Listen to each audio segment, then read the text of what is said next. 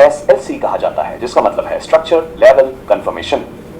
अब ये कोई सामान्य शब्द नहीं है, एक निर्णय लेने का ढांचा है। एक ट्रेडिंग सिस्टम है जो ट्रेडर्स को कम संभावना वाले ट्रेड लेने से रोकने के लिए डिजाइन किया गया है।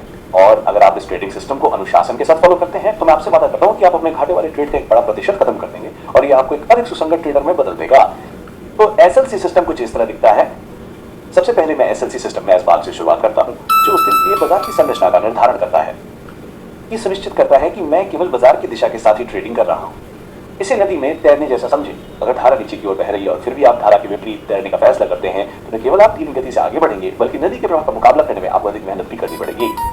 लेकिन अगर आप धारा के साथ तैरने का फैसला करते हैं तो न केवल आप तेजी से आगे बढ़ेंगे बल्कि ऐसा करने में आपको कम मेहनत भी करनी पड़ेगी, क्योंकि आप नदी की गति को अपने साथ बहने दे रहे हैं। ट्रेडिंग में भी यही होता है। अगर आप ये निर्धारित करते हैं कि हाई टाइम फ्रेम स्ट्रक्चर ऊपर की ओर बढ़ रहा है, साइन करने से आपको ट्रेड उस स्ट्रक्चर के साथ अलाइन करने से आपको ट्रेड के सफल होने की संभावना होगी। तो एक बार संरचना की पहचान हो जाने के बाद मैं SLC सिस्टम के L भाग पर जाता हूं जो मेरे स्तरों को चिन्हित करता है। अब अपने स्तरों को चिन्हित करते समय मैं अपने चार्ट को व्यवस्थित करने के लिए बेतरतीब रेखाएं नहीं खींचता। मैं केवल उच्च संभावना वाले स्तरों को चिन्हित करूंगा जहां मूल्य की प्रतीक संभावना है। इस चरण को अपने युद्ध के मैदान को चिन्हित करने के रूप में सोचें। मैं युद्ध में जाने पर तभी विचार करता हूं जब मूल्य मेरे द्वारा पहचाने गए स्तरों तक पहुंच जाता है। तो मूल्य जहां चाहे वहां जा सकता है, लेकिन अगर ये मेरे स्तरों तक नहीं पहुंचता है तो मैं व्यापार की तलाश नहीं करूंगा। ऐसा करने से मुझे केवल उच्च संभावना वाले सेटअप पर ध्यान केंद्रित करने की अनुमति मिलती है। SLC सिस्टम का अंतिम चरण C भाग है, एस्टन-चिर्च-कॉगर, जो पुष्टि है। पुष्टि का मतलब है कि अतिरिक्त संकेतों का इंतजार करना जो ये सुझाव देते हैं कि मेरे व्यापार सेटअप के सफल होने की अधिक संभावना है। की कोशिश करने के बजाय मैं अपने पक्ष में यथासंभव अधिक से अधिक कारकों को जोड़ने पर ध्यान केंद्रित करता हूँ।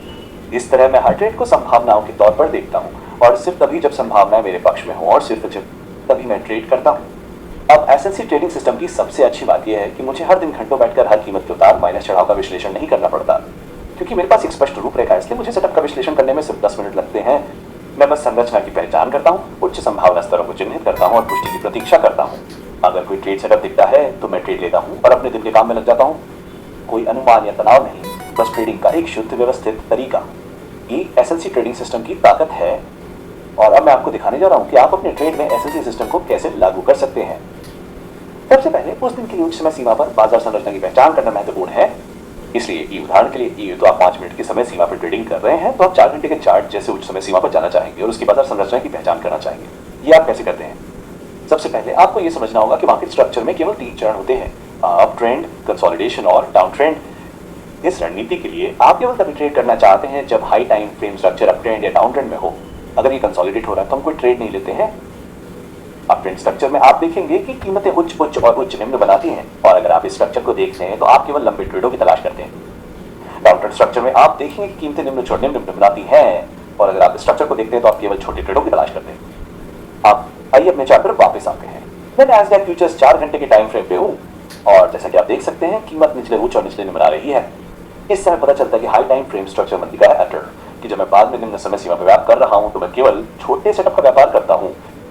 अब जब हम हाई टाइम फ्रेम स्ट्रक्चर तय कर लेते हैं तो हम SLC सिस्टम के अगले स्टेप पे जाते हैं जो कि लेवल को मार्क करना है। लेवल को मार्क करने के लिए मैं 5 मिनट के टाइम फ्रेम पर वापस जा रहा हूं क्योंकि यहीं पर मैं अपनी ट्रेड दर्ज करूंगा। अब लेवल को मार्क करने की कुंजी है कि आप मजबूत लेवल को मार्क करना चाहते हैं जहां कीमत की प्रतिक्रिया अधिक संभावना है जबकि, और ऐसा करने का एक सरल और प्रभावी तरीका आपूर्ति और मांग के स्तर का पता लगाना है। इसे सरल शब्दों में कहें तो आपूर्ति स्तर सबसे ऊपर बनता है और मांग स्तर सबसे नीचे बनता है। ये स्तर उन क्षेत्रों का प्रतिनिधित्व करते हैं जहां पहले आक्रामक खरीद या आक्रामक बिक्री हुई थी, या उदाहरण के लिए मांग स्तर का पता लगाने के लिए हम उस क्षेत्र की तलाश करते हैं जहां कीमत तेजी से ऊपर की ओर बढ़ी और उस आक्रामक ऊपर की ओर बढ़ने से ठीक पहले के क्षेत्र को हम मांग स्तर कहते हैं। इसके लिए तर्क सरल है। कीमत के इतनी तेजी से ऊपर जाने के लिए उस क्षेत्र पर अतीत में बहुत मजबूत खरीद दबाव होना चाहिए, जिसका मतलब है कि अगर भविष्य में कीमत उस स्तर वापस आती है तो इस बात की बहुत अधिक संभावना है कि हम खरीदारों से एक और प्रतिक्रिया देखेंगे। यही बात सप्लाई लेवल पर भी लागू होती है। सप्लाई लेवल को पहचानने के लिए हम उस एरिया को देखते हैं जहां कीमत में तेजी से और आक्रामक तरीके से गिरावट आई हो। उस तेजी से गिरावट से ठीक पहले वाले एरिया को हम सप्लाई लेवल कहते हैं। फिर से और लॉजिक बहुत आसान है। कीमत में इतनी तेजी से गिरावट के लिए उस एरिया में मजबूत सेलिंग प्रेशर होना चाहिए। इसलिए अगर कीमत भविष्य में उस लेवल पर लौटती है तो इस बात की पूरी संभावना है कि हम सेलर्स की तरफ से फिर से रिएक्शन देखेंगे। जानते हैं तो चूंकि हमारे high time frame market structure में मंदी है, इसलिए मैं सिर्फ सप्लाई लेवल को खोजने में दिलचस्पी रखता हूँ। इसलिए मैं हाल ही में उन एरिया को देख रहा हूँ जहाँ मजबूत सेलिंग प्रेशर रहा है, जिसका मतलब है कि हम एक तेज और आक्रामक तरीके से गिरावट देखना चाहते हैं। इस चार्ट पर हम तुरंत उनमें से 2 को देख सकते हैं, एक यहाँ मजबूत मूव और दूसरा यहाँ। इन दोनों एरिया में आक्रामक सेलिंग दिख रही है। सप्लाई लेवल को मार्क करने के लिए मैं आक्रामक तरीके से गिरावट से पहले की आखिरी कैंडल लेता हूँ और उसके चारों ओर एक आयत बनाता हूँ। तो ये हमारे सप्लाई लेवल हैं और इस बिंदु से आगे मैं केवल तब ट्रेड लेने पर विचार करूंगा जब कीमत इनमें से किसी एक स्तर पर होगी। अब आइए इस पहले सप्लाई लेवल का विश्लेषण करते हैं। जैसा कि आप देख सकते हैं कीमत वास्तव में इसके ठीक ऊपर टूट गई। अब एरली आप में से कुछ सोच सकते हैं तो मैंने सोचा था कि एक मजबूत बिक्री क्षेत्र होना चाहिए था, तो कीमत अचानक कैसे बढ़ गई, मुड़ गई। और ये समझने के लिए एक महत्वपूर्ण बिंदु है, सप्लाई लेवल जादू नहीं है, वे उलट फेर की गारंटी नहीं देते हैं।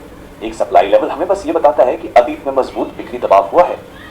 एक कारण है कि हम कभी भी आंख बंद करके ट्रेड नहीं करते हैं क्योंकि कीमत सप्लाई लेवल को छूती है। हमें अभी भी एसएलसी सिस्टम के सी भाग को लागू करने की आवश्यकता है की हम बस एक सेकंड में उस पर गहराई से विचार करेंगे। अब आइए इस दूसरे सप्लाई लेवल का विश्लेषण करते हैं। पहले लेवल के विपरीत ये बिल्कुल भी टूटा या दोबारा परखा नहीं गया है, इसलिए इसके आधार पर मैं दो संभावित ट्रेड परिदृश्य पर नजर रख रहा हूँ।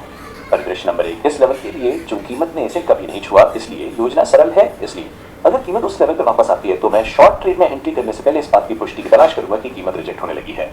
परिदृश्य नंबर 2, इस लेवल के लिए चूंकि एक बार ऊपर की तरफ टूट चुका था, इसलिए हमें एक अलग प्लान की जरूरत होगी। हम कीमत को नीचे से इसका टूटते हुए देखना चाहते हैं और नीचे से इसका दोबारा टेस्ट करना चाहते हैं। फिर मैं उस दोबारा टेस्ट के बाद शॉर्ट ट्रेड में एंट्री करने के लिए पुष्टि की तलाश करूंगा। लेकिन ध्यान रहे, इस तरह का ब्रेक और दोबारा टेस्ट सेटअप तभी मान्य होता है जब सप्लाई लेवल एक बार टूट चुका हो। अगर ये कई बार टूट चुका है तो यह मान्य लेवल नहीं रह जाता। साथ ही इन दोनों परिदृश्यों में कुछ समानता देखें। दोनों ही मंदी के सेटअप हैं जो हमारे द्वारा पहले पहचाने गए हाई टाइम फ्रेम स्ट्रक्चर के साथ मेल खाते हैं। तो देखते हैं कि कीमत वास्तव में क्या करती है। यहाँ हम देख सकते हैं कि कीमत इस सप्लाई लेवल में नीचे की तरफ बढ़ना शुरू हो गई है, लेकिन इससे नीचे साफ तौर पर नहीं टूट पाई। और याद रखें, इस सेटअप के मान्य होने के लिए हमें लेवल से नीचे एक मजबूत ब्रेक और फिर एक उच्च दोबारा टेस्ट की जरूरत थी। इस मामले में ऐसा नहीं हुआ। तो चूंकि सेटअप की आवश्यकता पूरी नहीं हुई थी, इसलिए हम कंफर्मेशन स्टेज पर जाने की जहमत नहीं उठाते। इसके बाद कीमत ऊपर दूसरे सप्लाई लेवल के करीब पहुंचने लगती है। ये अलग है, इसे पहले कभी दोबारा टेस्ट नहीं किया गया है, जो इसे एक संभावित ट्रेड सेटअप बनाता है। लेकिन फिर से हम कीमत के इस लेवल को छूते ही ट्रेड में नहीं कूद जाते। हमें एसएलसी सिस्टम के आखिरी स्टेप पर जाना होगा, जो कंफर्मेशन है। कंफर्मेशन स्टेप के दौरान हमारा लक्ष्य बस अपने ट्रेड आइडिया के पक्ष में ज्यादा से ज्यादा सपोर्टिंग फैक्टर्स को स्टैक करना होता है। अब एसएलसी सिस्टम में आप कई तरह के कंफर्मेशन का इस्तेमाल कर सकते हैं, लेकिन चीजों को आसान बनाने के लिए मैं आपको स्टोकेस्टिक नामक इंडिकेटर का इस्तेमाल करके एक उदाहरण दिखाता हूँ। मैं आमतौर पर इसका इस्तेमाल इन कस्टम सेटिंग्स के साथ करता हूँ। यहाँ वीडियो को रोकें और सेटिंग्स को कॉपी करें ताकि आप आगे बढ़ सकें। तो मैं जिस खास कंफर्मेशन की तलाश में हूँ वो ये है कि जैसे कीमत सप्लाई लेवल पर पहुंचती है, नीली स्टोकेस्टिक लाइन को ऊपरी लेवल से ऊपर जाना होगा और फिर वापस नीचे आना होगा, जो दर्शाता है कि कीमत बहुत ज्यादा बढ़ गई थी और अब वापस नीचे जा रही है और अब वापस नीचे जा रही है। अब अगर हम पिछली बार की बात करें, जब कीमत सप्लाई लेवल पर पहुंची थी, तो एक महत्वपूर्ण बात पर गौर करें। जैसे ही कीमत सप्लाई लेवल पर पहुंची, नीली स्टोकेस्टिक लाइन ऊपरी लेवल से ऊपर चली गई लेकिन वापस नीचे नहीं आई। तो उस समय कोई वैध पुष्टि नहीं हुई थी और इससे आप घाटे वाले ट्रेड में जाने से बच जाते। आप कीमत के सप्लाई लेवल पर पहुंचने पर मौजूदा कीमत को देखते हुए हम देख सकते हैं कि नीली स्टोकेस्टिक लाइन ऊपरी लाइन से ऊपर गई और फिर नीचे आ गई और फिर नीचे आ गई। इस बार वैध पुष्टि हुई है। इस सेटअप के लिए पूरा एसएलसी सिस्टम यही पूरा हो जाता है। सबसे पहले हमने स्ट्रक्चर को पहचाना, फिर हमने हाई प्रोबेबिलिटी लेवल को मार्क किया और अंत में हमें पुष्टि मिल गई, जिसका मतलब है कि अब हम यहाँ एक शॉर्ट ट्रेड दे सकते हैं कि स्टॉप लॉस सप्लाई लेवल से थोड़ा ऊपर चला गया और टेक प्रॉफिट टारगेट 2R पर सेट हो गया और इस उदाहरण में कीमत नीचे चली गई और टेक माइनस प्रॉफिट लेवल पे एकदम सही तरीके से पहुंच गई। तो आप देख सकते हैं कि एसएलसी सिस्टम कितना दमदार है।